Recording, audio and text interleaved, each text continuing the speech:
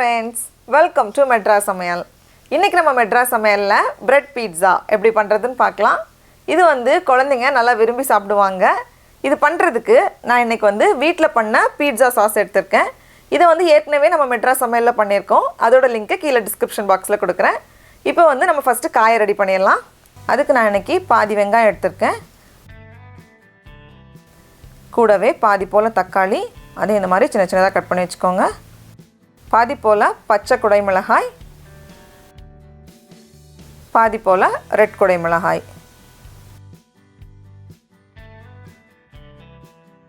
கூடவே நான் க்ரீனும் பிளாக் ஆலிவ்ஸும் எடுத்திருக்கேன்.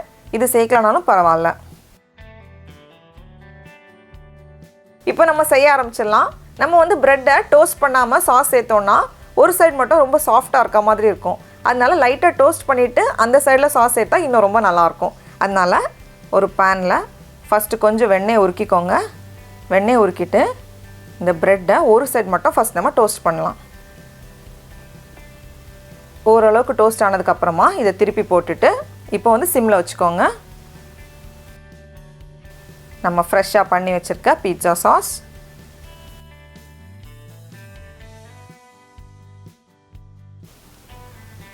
மேலே கொஞ்சம் வெங்காயம்,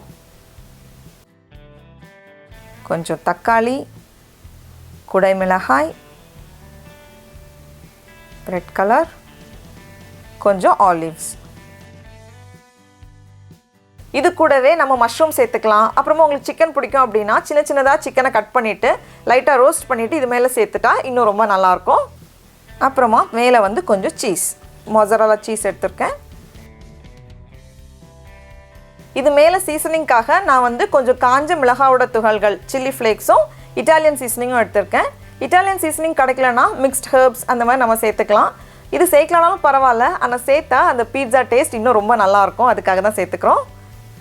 கொஞ்சம் சில்லி ஃப்ளேக்ஸ், காஞ்ச மிளகாவோட துகள்கள் லைட்டாக மிக்சியில் அடித்து கூட நம்ம எடுத்துக்கலாம். கொஞ்சம் இட்டாலியன் சீசனிங் எல்லாம் சேர்த்துட்டு இதை மூடி வச்சுட்டு சிம்மில் வேக வச்சிட வேண்டியது தான். சீஸ் உருகிறது வரைக்கும் இது வேகட்டும். இப்போ பாருங்கள், சீஸ் நல்லா உருகியாச்சு. சூப்பராக இருக்குது. எடுத்து வெளியே வச்சிடலாம்.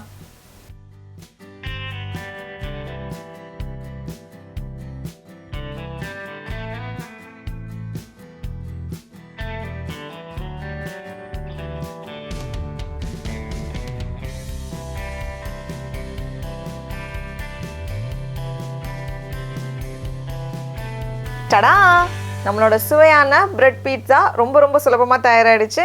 இப்போ இதை நம்ம டேஸ்ட் பண்ணி பார்ப்போம்.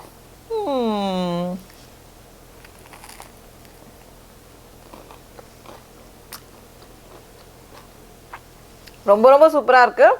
நீங்களும் கண்டிப்பாக இந்த ரெசிபியை வீட்டில் செஞ்சு பாருங்கள். உங்களுக்கு இந்த வீடியோ பிடிச்சிருந்துச்சுன்னா மெட்ராஸ் சமையலுக்கு சப்ஸ்கிரைப் பண்ணுங்கள். நாவின் சுவை அரும்புகள் மலரட்டும்.